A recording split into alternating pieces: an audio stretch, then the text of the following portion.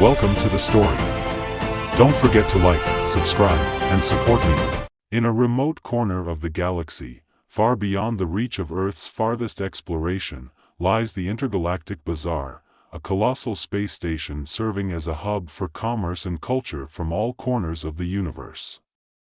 The station, teeming with life, is a marvel of engineering, a kaleidoscope of colors, sounds, and smells, all mingling in a way that could only happen in a place where countless species coexist. At the heart of this bustling metropolis is the Galaxy Supermarket, a sprawling megastore known for carrying goods from every known world. Today, it buzzes with even more activity than usual. The doors have just opened for the annual Mega Sale, an event that draws beings from every corner of the galaxy, all eager to snag a deal. As the sale begins, the main entrance is flooded with a surge of shoppers, each more eager than the last. Among the crowd are the towering Zlorthians, an impressive species known for their four muscular arms and passion for all things mechanical. Their eyes, large and glowing with excitement, scan the shelves with purpose. They've traveled light years to get their hands on the latest gadgets, but as they turn a corner, their attention is caught by something unexpected, a brightly colored box of human cereal. The label reads "Build Your Own Bot's Breakfast."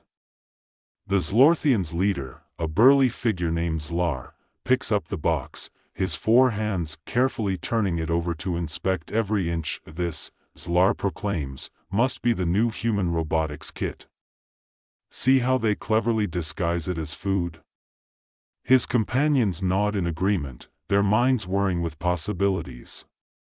They've heard of humans using code in strange, almost primitive ways, so this must be a similar attempt at hiding their technology in plain sight. Without a second thought, Zlar tosses the box into their hovering cart, already imagining the intricate machines they'll assemble from the seemingly simple components. Meanwhile, in another aisle, a group of Florgans, a species of small, gelatinous beings who resemble blobs of translucent jelly, are exploring the shelves with wide-eyed curiosity. They have no concept of solid food, their diet consisting entirely of liquids absorbed through their semi-permeable skin. So when they come across cans of soup neatly stacked in a pyramid, their leader, Glorp, bubbles with excitement. "Look at these!" Glorp exclaims, his voice a series of high-pitched gurgles translated through a device strapped to his gelatinous form. These must be rare liquid explosives. The humans are so advanced, they've hidden them in these strange metallic containers. The Florgans, always on the lookout for new and exciting ways to destabilize solid matter, eagerly scoop up as many cans as they can carry. The notion that these explosives might be something as mundane as food never crosses their minds. Instead, they're already imagining the destruction they could unleash back home, where they plan to drop these cans into volcanoes and watch the ensuing chaos with glee. Elsewhere in the supermarket, a group of Andromedans, tall, elegant beings with silvery skin and the ability to communicate telepathically, are perusing the health and wellness section. Their society values mental prowess above all, so when they stumble upon a shelf stocked with packs of chewing gum, they pause, intrigued. The gum, packaged in sleek, metallic wrappers with flashy slogans like "Boost your brainpower" and "Unlock your mind's potential," catches their attention immediately. "This must be a mind-enhancing substance," one of the Andromedans transmits to the others, holding up a pack and studying it with fascination. Perhaps it heightens telepathic abilities or unlocks new dimensions of thought. Without hesitation, they purchase the entire stock, excited to test the gum's effects. The Andromedans retreat to a quiet corner of the store, where they begin the ritual of unwrapping and chewing the gum, each one eagerly anticipating a surge of mental acuity. But as they chew, their expressions gradually change from anticipation to confusion, and finally, to mild disappointment. Instead of profound insights, they are left with nothing but an oddly minty taste and the sensation of something sticky adhering to their teeth. As these misunderstandings unfold, the supermarket descends into a kind of organized chaos. The Zlorthians, having mistaken cereal for a robotics kit, attempt to assemble their purchase in the electronics aisle. They pour the contents of the box onto the floor, expecting to find circuits and wiring hidden within. Instead, they are met with a cascade of sugary flakes and marshmallows. Confusion quickly turns to frustration as they try to piece together what they think must be a complex puzzle, only to create a sticky mess that attracts the attention of a passing employee. The Florgans, on the other hand, are busy experimenting with their new explosives. They've gathered in a secluded section of the store and are carefully shaking the cans of soup, expecting them to detonate with a satisfying boom. When nothing happens, they grow bolder, attempting to open the cans by slamming them against the floor. The resulting spray of tomato soup leaves them more puzzled than ever. Surely the humans wouldn't store such powerful substances in such fragile containers. Meanwhile, the Andromedans, still chewing their gum, have moved on to the idea that perhaps the gum's effects are delayed, or perhaps it needs to be combined with other substances to unlock its full potential. They begin mixing it with various other products they find on the shelves: energy drinks, protein bars, even a mysterious powder labeled instant brain power, in the hopes of triggering the desired mental breakthrough. All they achieve, however, is a bizarre concoction that leaves them feeling bloated and more than a little queasy. Throughout all of this, the supermarket's employees, a diverse group of aliens from various species, are doing their best to maintain order. They rush from one disaster to the next, trying to clean up the messes, calm down irate customers, and explain the true purpose of the human products.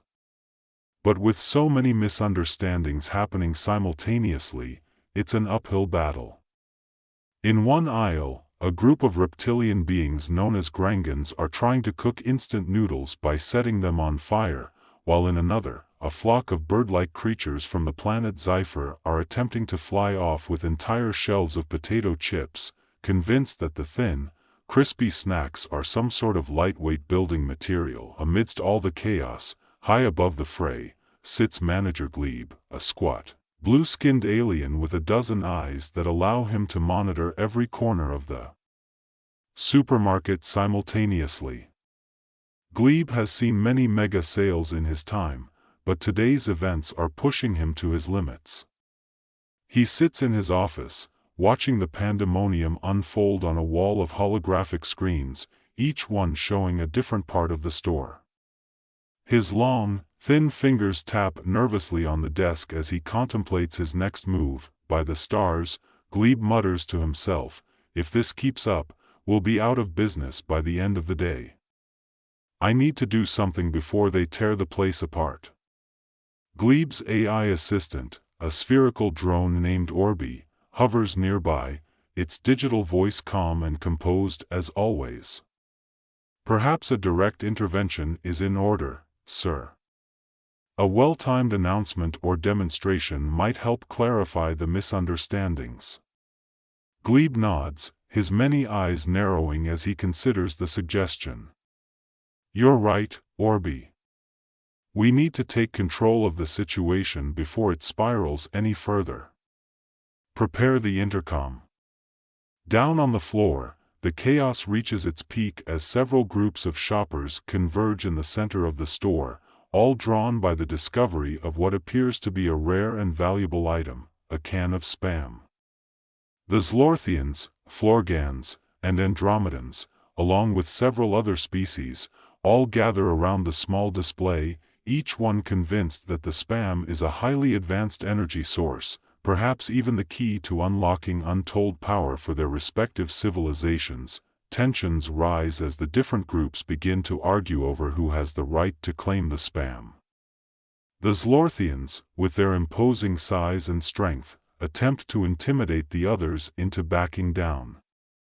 The Florgans, in their liquid state, begin to ooze threateningly around the base of the display, while the Andromedans prepare to unleash a telepathic assault. It seems that a full-blown conflict is inevitable, and the entire supermarket is on the brink of chaos. Just as the first blow is about to be struck, Manager Gleeb's voice echoes through the store, amplified by the intercom system. Attention, valued customers. Please remain calm and refrain from any hostile actions. There has been a significant misunderstanding regarding the item in question. Allow me to clarify. The shoppers freeze in place, their attention drawn to the ceiling, where a large holographic image of Gleeb appears. He explains, in a calm and authoritative tone, that the spam is not, in fact, a source of immense power, but rather a processed meat product from Earth, enjoyed by humans as a convenient and long-lasting food item. As the truth sinks in, there's a moment of stunned silence. The Zlorthians exchange puzzled glances, the Florgans deflate slightly, and the Andromedans lower their mental defenses. Finally, the absurdity of the situation hits them, and one by one, they begin to laugh. It starts as a few chuckles, then grows into full-blown laughter that echoes through the store. The tension dissipates as the various species realize just how ridiculous their assumptions had been. In the aftermath, the shoppers begin to disperse, some still chuckling to themselves as they return to browsing the shelves with a newfound sense of caution. Manager Gleeb watches from his office, a small smile playing on his lips as he sees the situation gradually return to normal. The store may have taken a few hits, but it's still standing, and the mega sale will go on. As the last of the shoppers files out of the store, their carts filled with a mix of genuinely useful items and a few oddities they're still not entirely sure how to use, Gleeb breathes a sigh of relief. The day had been chaotic, to say the least, but it had also been a reminder of just how diverse, and downright strange, the galaxy could be. He could only hope that the next mega sale would be a little less eventful, though he wasn't holding his breath. As the lights dim in the now empty supermarket, Gleeb takes one last look at the holographic screens before shutting them off. Despite the chaos, the day had been a success in its own way. The Galaxy supermarket had once again proven itself to be a place where beings from all walks of life could come together, even if only to share in a collective misunderstanding of human culture. Orby floats up beside Gleeb as they prepare to close up for the night. Shall I schedule a debriefing for tomorrow, sir? We can review today's events and prepare for any potential future issues. Gleeb nods, still smiling. Yes, Orby, that sounds like a good idea. But for now, I think we've earned a little rest. Let's call it a day. With that, the two leave the office, the doors sliding shut behind them. Outside, the stars continue to twinkle in the vastness of space, a reminder that no matter how strange things might get, there's always a little humor to be found in the galaxy's endless diversity. Manager Gleeb returned to his office the following day, still reflecting on the events of the previous mega sale. Despite the chaos, he couldn't help but chuckle at the memory of interstellar customers battling over a can of spam, mistaking it for a potent energy source. The galaxy was full of surprises, and no 2 days at the Galaxy supermarket were ever the same. As he settled into his chair, the door slid open, and Orby floated in, its spherical form humming softly as it projected a series of holographic screens in front of Gleeb. "Good morning, sir," Orby greeted him in its usual calm tone. "I've compiled a report on yesterday's incidents, along with a list of suggestions for preventing similar misunderstandings in the future." Gleeb nodded, his dozen eyes scanning the screens rapidly. "Thank you, Orby. Let's go over it quickly. We need to ensure that the rest of the sale goes smoothly. I don't want another incident like the one with the Andromedans and the chewing gum." Orby displayed a detailed list of the previous day's events, each one accompanied by a suggested solution. Glebe reviewed the recommendations, nodding occasionally in agreement. "This looks good. Let's implement these changes immediately, and make sure all staff are briefed on how to better assist customers who may not be familiar with human products." Orby word in affirmation, and Glebe allowed himself a moment of satisfaction. The Galaxy supermarket had weathered many storms over the years, but it had always emerged stronger, and this time would be no different. He was about to move on to the next item on his agenda when the intercom buzzed, signaling an incoming call. "Manager Glebe, there's a situation in aisle 5, came the voice of one of the store's security drones. "We have a group of Techlans causing a disturbance. They're refusing to leave until they receive what they claim is a promised reward." Glebe sighed, rubbing his temples. The Techlans were known for their stubbornness, and once they got an idea in their heads, it was nearly impossible to dissuade them. He quickly reviewed the store's promotional materials, searching for any mention of rewards that might have been misinterpreted. "Orby, what's the likelihood that they've misunderstood something we've advertised?" Glebe asked, already suspecting the answer. Orby pulled up a digital flyer for the mega sale and zoomed in on a section that read, "Buy one, get one free." The slogan was accompanied by a picture of a popular human snack, a bag of popcorn. Glebe groaned. "Let me guess, the Techlans think, get one free means they're entitled to whatever they want, as long as they buy something first." "Precisely, sir," Orby confirmed. "They've apparently chosen to interpret the promotion in their own unique way." With a deep breath, Glebe stood up and straightened his uniform. "I'd better handle this personally. If we don't nip this in the bud, we'll have every customer in the store demanding free items based on a misunderstanding." As he made his way to aisle 5, Glebe mentally prepared himself for the encounter. The Techlans were a reptilian species with a rigid sense of honor and a penchant for literal interpretations. They valued their word above all else and expected others to do the same.